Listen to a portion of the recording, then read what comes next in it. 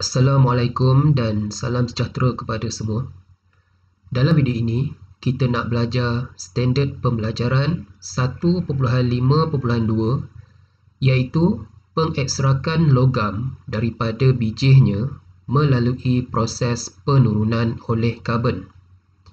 Jadi seperti yang kita telah pelajari pada video yang lepas, terdapat 3 cara untuk mengekstrak logam daripada bijih masing-masing, iaitu cara pertama dengan menggunakan proses elektrolisis, cara kedua dengan menggunakan proses penurunan oleh karbon, dan cara ketiga dengan menggunakan proses penurunan oleh logam yang lebih reaktif. Jadi dalam video ini, kita nak belajar cara kedua iaitu penurunan oleh karbon bagi logam yang kurang reaktif daripada karbon. Okey Jadi kita dah tahu untuk menentukan kaedah pengekstrakan logam daripada bijihnya, kita perlu rujuk siri kereaktifan logam. Okey. Yang ini kita dah belajar dalam video yang lepas. Jadi dalam video ini kita nak belajar yang ini, di mana logam yang sederhana reaktif dia terletak di bawah karbon, iaitu kita ada zinc, ferrum, stannum dan plumbum. Untuk mengekstrak logam ini daripada bijihnya, caranya adalah kita gunakan proses penurunan oleh karbon.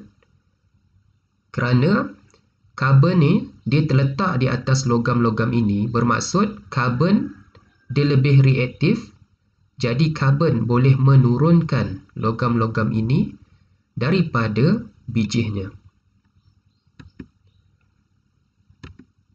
Okey, kita nak lihat pengekstrakan logam daripada bijihnya melalui proses penurunan oleh karbon. Okey, ini adalah logam-logam, logam-logam yang kita boleh ekstrak daripada bijihnya dengan menggunakan proses penurunan oleh karbon. Contoh bijih logam adalah zinc oksida, ferrum 3 oksida, stannum 4 oksida dan plumbum 2 oksida. Kaedah pengekstrakan yang digunakan adalah penurunan oleh karbon. Persamaan tindak balas. Contohnya saya nak tunjuk yang ini macam mana kita nak ekstrak logam ferrum daripada bijih logamnya iaitu ferrum 3 oksida. Jadi ini adalah persamaan tindak balas.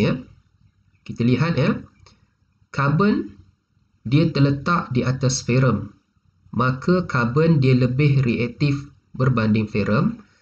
Jadi karbon dia boleh menurunkan ferrum ini, dia boleh menyingkirkan ferrum ini, dia boleh curi oksigen daripada sebatian ferrum 3 oksida untuk menghasilkan logam ferrum dan juga gas karbon dioksida.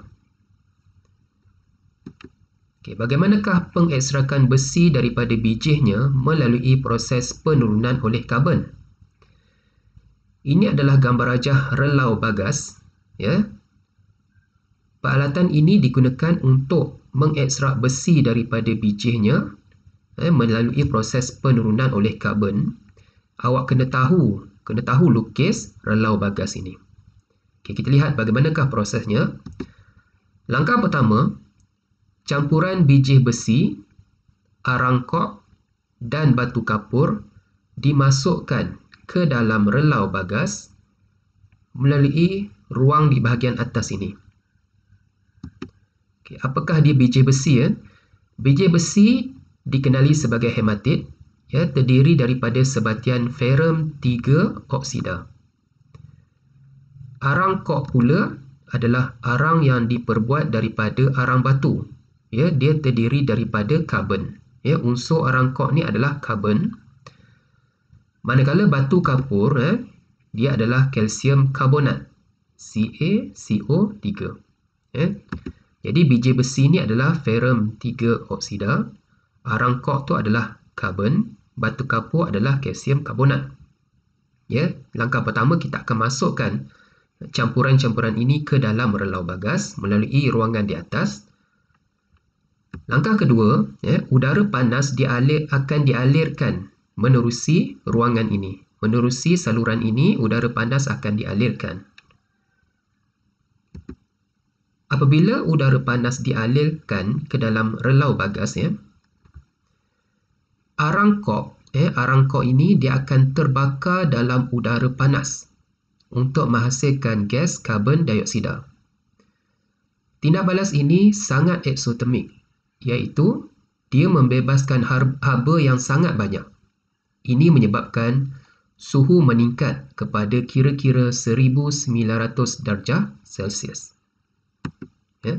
Apabila udara panas dialirkan ke dalam relau bagas, arang kok iaitu karbon dia akan terbakar, dia akan bertindak balas dengan oksigen yang ada di dalam udara ini untuk menghasilkan gas karbon dioksida. Tindak balas ini sangat eksotermik, iaitu dia membebaskan haba yang sangat banyak. Jadi, suhu pada zon 1 ini adalah lebih kurang 1900 darjah Celsius. Suhu yang tinggi juga dia menyebabkan batu kapur ini terurai kepada kapur toho, iaitu kalsium oksida dan juga gas karbon dioksida. Kalsium karbonat ataupun batu kapur dia akan terurai oleh suhu yang tinggi ini untuk menjadi kalsium oksida ataupun kapur toho dan juga gas karbon dioksida.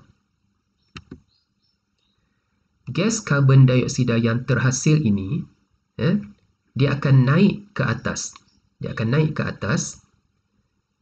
Dan dia akan bertindak balas dengan arang kok, iaitu karbon yang masih berbaki untuk menghasilkan gas karbon monoksida. Ini adalah tindak balas endotermik menyebabkan suhu turun. Tadi di sini gas karbon dioksida terhasil di zon 1. Gas karbon dioksida tadi dia akan naik ke atas iaitu zon 2 dan dia akan bertindak balas dengan arang kok yang masih berbaki. Arang kok itu adalah karbon untuk menghasilkan gas karbon monoksida. Tindak balas ini adalah tindak balas endotermik menyebabkan suhu turun kepada kira-kira 1400 darjah Celsius. Arang kok iaitu karbon dan juga gas karbon monoksida yang terhasil di sini, dia akan bertindak sebagai ejen penurunan yang akan menurunkan biji besi kepada leburan besi. Arang kok ataupun karbon ini dia akan bertindak sebagai ejen penurunan. Dia akan menurunkan biji besi iaitu ferrum 3 oksida kepada ferrum, dan juga dia akan menghasilkan gas karbon dioksida. Begitu juga gas karbon monoksida yang terhasil di sini, dia akan menurunkan ferrum 3 oksida kepada ferrum dan dia akan menghasilkan gas karbon dioksida. Ini adalah besi lebur dalam keadaan leburan. Suhu turun lagi pada zon 3 iaitu kepada kira-kira 800 darjah Celsius. Enapan besi dia akan terbentuk di dasar relau bagas. Enapan besi ini dia akan terbentuk di dasar relau bagas. Benda asing dalam biji besi seperti silikon 4 oksida SiO2 dia akan bertindak balas dengan kalsium oksida untuk membentuk sanga ataupun kalsium silikat CaSiO3. Kalsium oksida ataupun kapur toho yang terhasil daripada proses penguraian kalsium karbonat, dia akan bertindak dengan silikon 4 oksida ataupun pasir untuk menghasilkan kalsium silikat, iaitu sanga. Kalsium oksida ini dia adalah oksida yang bersifat base, manakala silikon 4 oksida ni adalah oksida yang bersifat asid. Jadi oksida base ni dia akan meneutralkan oksida asid untuk menghasilkan sanga. Sanga ni dia kurang tumpat daripada besi lebur. Jadi dia akan terapung di atas besi dan mudah dikeluarkan. Sanga ni dia kurang tumpat daripada besi lebur, jadi dia akan terapung di atas dan dia akan dikeluarkan di sini. Salah satu kegunaan sanga adalah dia digunakan untuk membuat asas tapak jalan raya. Leburan besi yang lebih tumpat dia akan mengalir keluar di sini dan dikenali sebagai besi tuang. Leburan besi ini bersifat keras tetapi tidak mulur. Antara kegunaan dia adalah untuk membuat tiang lampu, saluran paip dan juga tapak penunu Bunsen.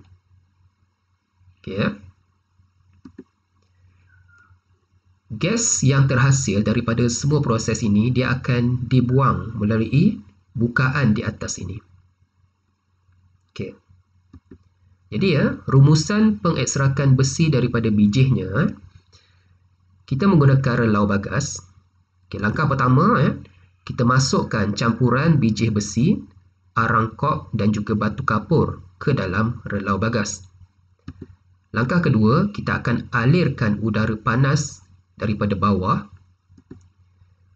Udara panas ini menyebabkan arang kok terbakar. Dia akan bertindak balas dengan gas oksigen untuk menghasilkan gas karbon dioksida.